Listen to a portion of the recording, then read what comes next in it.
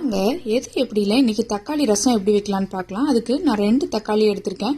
கொஞ்சமாக புளி ஊற வச்சுருக்கேன். தாளிக்கிறதுக்கு கொஞ்சம் கடுகு, ஒரு 4லேருந்து 5 பல் பூண்டு, ஒரு சின்ன பச்சை மிளகா, கருவேப்பிலை எடுத்திருக்கேன். அரைக்கிறதுக்கு கொஞ்சம் குருமிளகு, மல்லி, சீரகம், 2 பல் பூண்டு, 2 வரமிளகாய் எடுத்திருக்கேன். இதெல்லாம் நம்ம இப்போ மிக்சி ஜாரில் நல்லா ஃப்ரெஷ்ஷாக அரைச்சி எடுத்துக்க போகிறோம். ரசம் நல்லா வாசனையாக கமகமன்னு இருக்கும். 1/4 டீஸ்பூன் அளவுக்கு மிளகு, நீங்கள் காரத்துக்கு ஏற்ப இன்னும் வேணாலும் அதிகமாக போட்டுக்கலாம். ஒரு 1/2 டீஸ்பூன் அளவுக்கு மல்லி. ஜீரா நிறையா இருந்தால் நல்லாயிருக்கும், ரசத்துக்கு ஜீரண சக்தி நல்லா தூண்டி கொடுக்கும். ஸோ 1 டீஸ்பூன் அளவுக்கு சீரகம் எடுத்திருக்கேன்.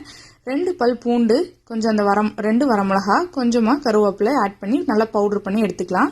இப்போ தாளிக்கிறதுக்கு ஒரு பாத்திரம் வச்சுருக்கேன். அதில் 2 டீஸ்பூன் ஆயில் ஊற்றிருக்கேன். 1 டீஸ்பூன் கடுகு போட்டு நல்லா பொரிய விட்டுடலாம். நல்லா பொரிய தான் ரசத்துக்கு நல்லா வாசனையாக இருக்கும். அது கூடவே கொஞ்சம் கருவேப்பிலையும் வெட்டி வச்சிருந்த பச்சை மிளகாயும் ஆட் பண்ணிக்கலாம்.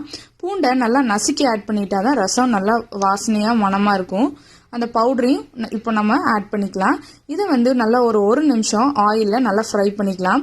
நம்ம இந்த பவுடர் ஆட் பண்ணோன்னு வீட்டிலே கமகமன் மணக்கும். நல்லா ரசம் தாளிக்கிற வாசம் ரொம்ப சூப்பராக இருக்கும்.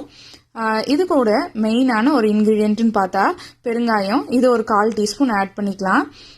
இது நல்லா ஜீரண சக்தியும் கொடுக்கும். தக்காளி ரசம் நல்லா ரெட்டிஷாக இருந்தால் தான் நல்லாயிருக்கும். இருந்தாலும் ஒரு 1/4 டீஸ்பூன் அளவுக்கு மஞ்சள் தூள், ஒரு 1/4 டீஸ்பூன் அளவுக்கு மிளகாய் தூள் ஆட் பண்ணிக்கலாம்.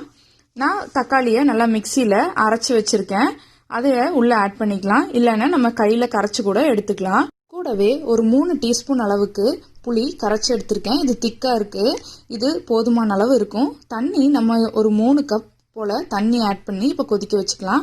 இந்த ரசம் ஒரு 7லேருந்து 8 பேர் தாராளமாக சாப்பிடலாம். ரசத்துக்கு தேவையான அளவு உப்பு ஆட் பண்ணிக்கிறேன். நான் ஒரு 2.5 ஸ்பூன் போல் ஆட் பண்ணியிருக்கேன். நீங்கள் உங்கள் தேவைக்கேற்ப ஆட் பண்ணிக்கோங்க. இப்போ இது நல்லா கலந்து விட்டுட்டு கொதிக்க விட்டுடலாம். தக்காளி ரசம் நம்ம பச்சையாக தக்காளி புளி எல்லாம் ஆட் பண்ணுறதுனால நல்லா கொதிச்சு வரணும். இப்போ பாருங்கள், நல்லா கொதிச்சு அந்த பொங்கி வரும்னு சொல்லுவாங்க. மேலே அந்த நுர கட்டின மாதிரி இருக்கும்.